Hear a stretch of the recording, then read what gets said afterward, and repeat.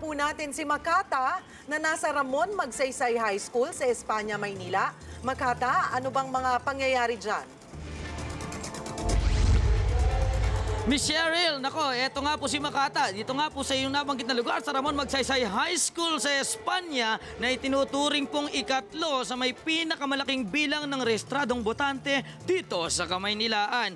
Una ko munang iuulat sa inyo, ito pong lagay ng panahon dahil hindi pa nararamdaman ang init ng eleksyon dahil sa kasalukuyan po medyo maambon ang aking nararanasan dito. Kaya po paalala po sa ating mga kababayan, sa mga Manileño pong boboto rito, kailangan magdala na rin kayo ng payong para po sa inyong proteksyon laban po sa ulan.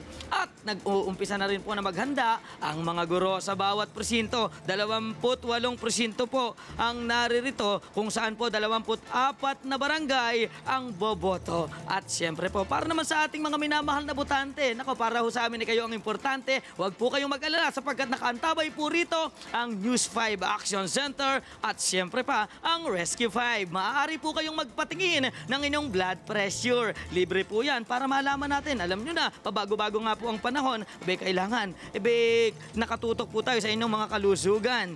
At siyempre po, may mga vital signs checking po tayo para naman talaga pong kayo mapangalagaan natin. Sapagkat kayo nga pong importante dito, mahirap naman po yung nandirito na kayo, magkaroon kayo ng problema sa inyong mga katawan, hindi pa kayo makaboto. Nako, yun nga po ang importante, ang inyo pong botong gagawin ngayong araw. May libreng tubig po tayo para po sa inyo. Nako, sagot na ho namin ang inyong uhaw. Kailangan relax na relax kayo bago po ninyo isulat at italaga yung inyong mga kandidato na dapat na iluklok. May libreng charging din tayo sa inyo pong mga cellphones na nagdadala dyan para naman po ang inyong komunikasyon sa inyong mga kamag-anak patuloy pa rin po. Bagamat pinapaalala lang po ng principal dito na sana po iwasan na nating magdala rin ng cellphone sa loob. Bawal na bawal po yan. At siyempre po, dahil nga po sa libreng tawag na hinandog natin, wala na kayong iintindihin. Kung nandito po kayo sa labas at meron ho kayong kukumustahin, nandito na ba yung inyong kuya, ate, nanay, para ho kayo